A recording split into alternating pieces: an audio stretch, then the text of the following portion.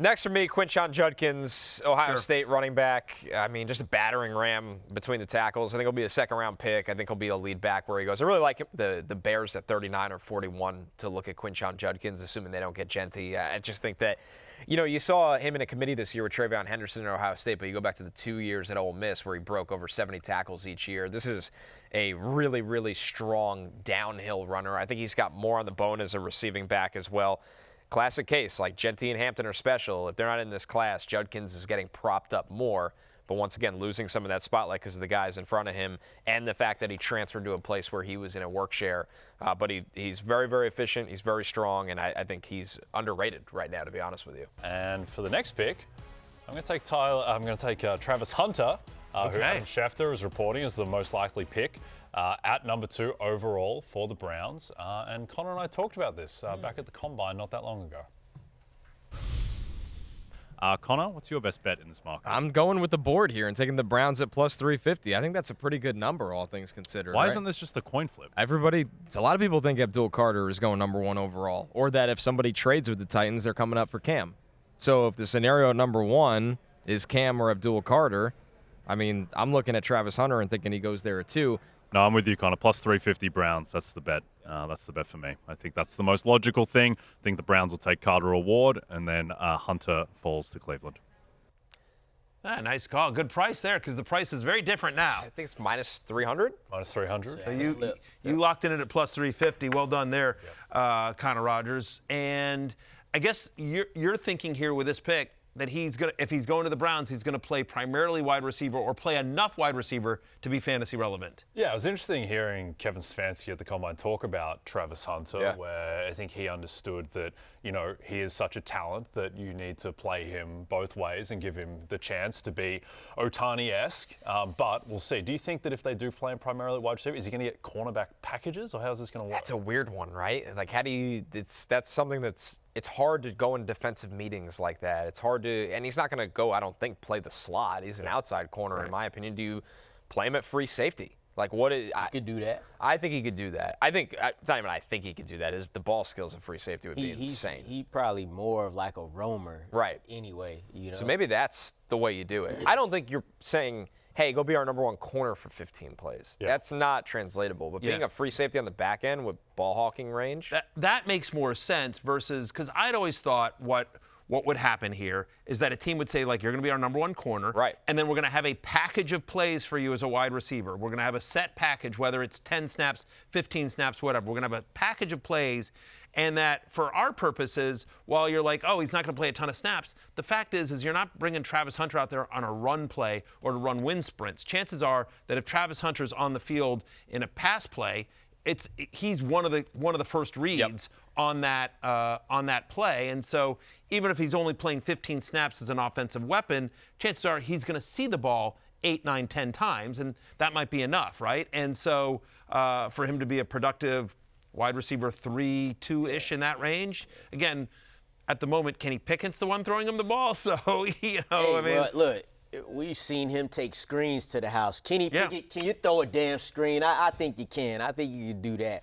But Travis Hunter, I just don't see how you've seen him play football for these years and just say very little offense. I just can't imagine that. And we've started guys in fantasy, like you said, they're wide receiver 3 type of guys who play 20-ish snaps per game, but they may get 6, 7, 8, 9 opportunities with the football. Yep. And so you think he's clearly the best wide receiver in the class? I do, yeah. So, I mean, to put it in perspective, if the Browns take him and play him a wide receiver, you just got the steal of the draft. Yeah.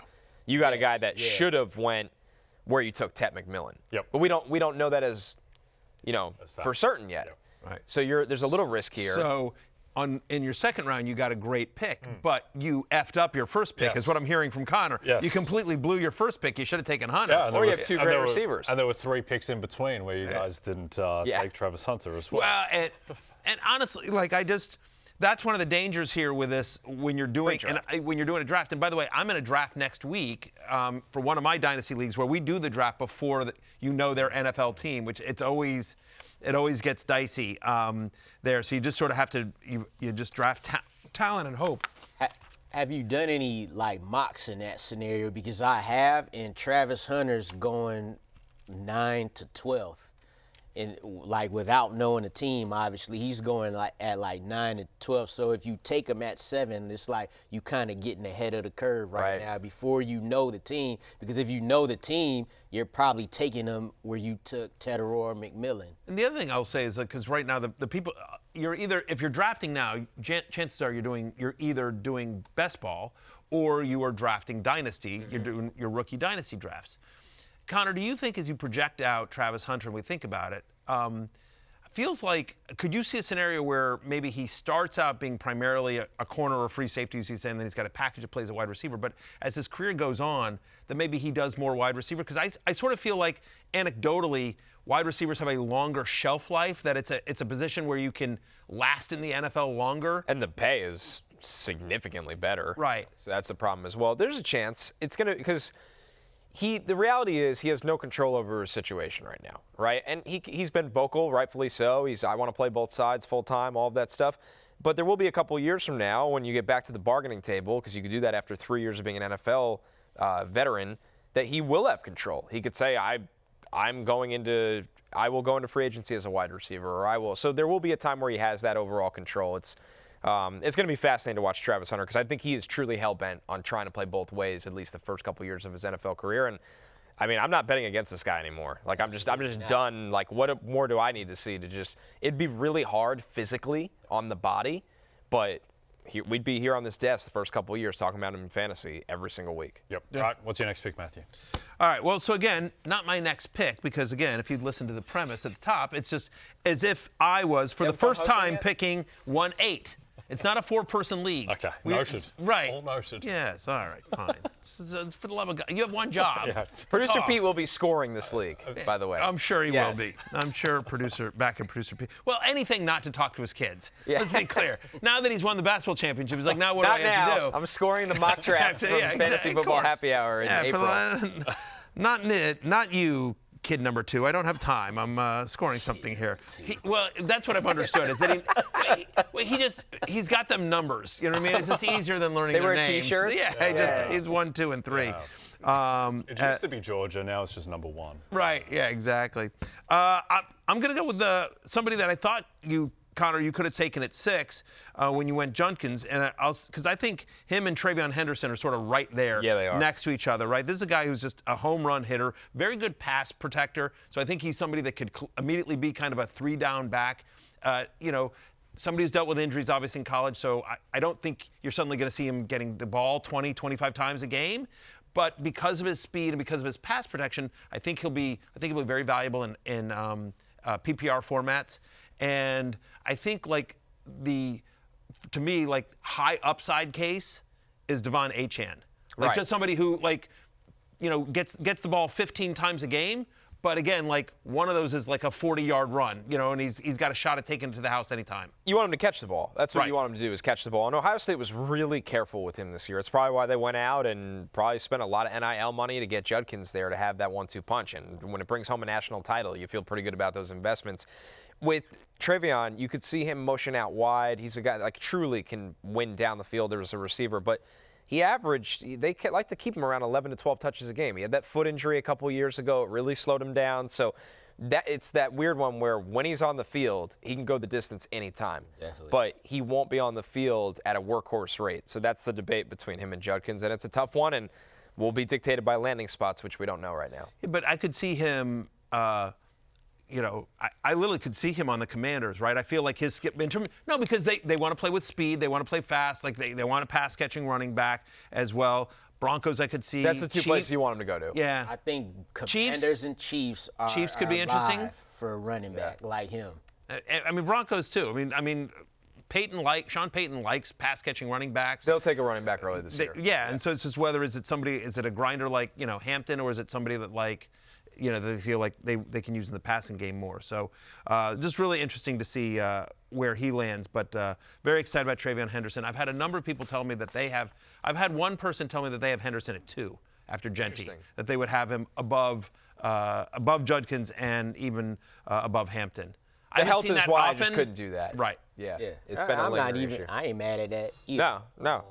His highs will be as good as anyone in this draft. It's just staying on the field. Okay. Who are you taking 9, Lawrence? Yeah, so when Quinshon Judkins went at 6, I actually thought Travion Henderson was going to last a couple more picks to get to me. He didn't, since it's his super flex. So we took Cam Ward already. He's going to start for the Titans, deservingly so. I'm going to go with my favorite quarterback in the draft, Shedeur Sanders. Now, nobody really knows anything at this point as far as where he's going to go. But when we don't know what team he's on, but in my mind, I'm thinking I feel like he could walk in day one, start for the Browns, start for the Steelers, possibly start for the Saints, and probably even the Giants too. So I'm going to take Shedeur Sanders here in this super flex situation since I got sniped for Travion Henderson. Well, Sanders once again fell in the draft. Yeah. It seems like he's going to fall in the NFL draft. He fell in our draft. I hope he does. Yeah, Redemption will be sweet. Yeah. I mean revenge. Which word am I supposed to use there, Jay? You can use either. Well, it Here we depends go. the flavor that you want. Right. Redemption, the Yeah, warmer one. you're going to be rooting for Shedeur Sanders renaissance. Yes. Yes. Yeah. Renaissance. That's the word I should have used. Renaissance. Renaissance. I mean, I think Renaissance never took on. Renaissance did not. Although maybe it could now in New York. We've got another chance at a Renaissance for your New York Giants. Yeah, exactly. He might go with that if you got word to him. Yeah, he's Selfie available video, for It's the Renaissance in New York. 22-1 to win the division. Yeah. If there's always No, So what nice time to play it twice. You need, he won't do that. Russ won't. I don't think Russ won't. He's too humble. He won't get on the thing and be like, his thing's always about team, like, Broncos country, let's ride. He's not going to be like, it's a Renaissance. But what you need, I hope he doesn't say that. what you need, Jay Connor, allow me to explain to you how to manipulate the media here. Okay. What you need is somebody who's in the New York media that's listened to.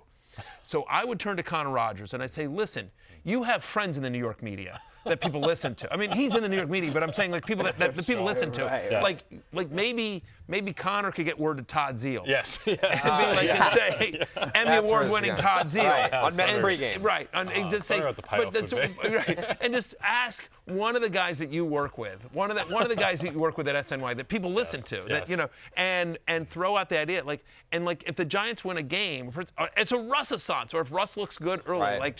have them sort of, let's make that happen. It's a Renaissance, and we can also try to work it in this show and try to make it happen. Spread it. Let's make it happen.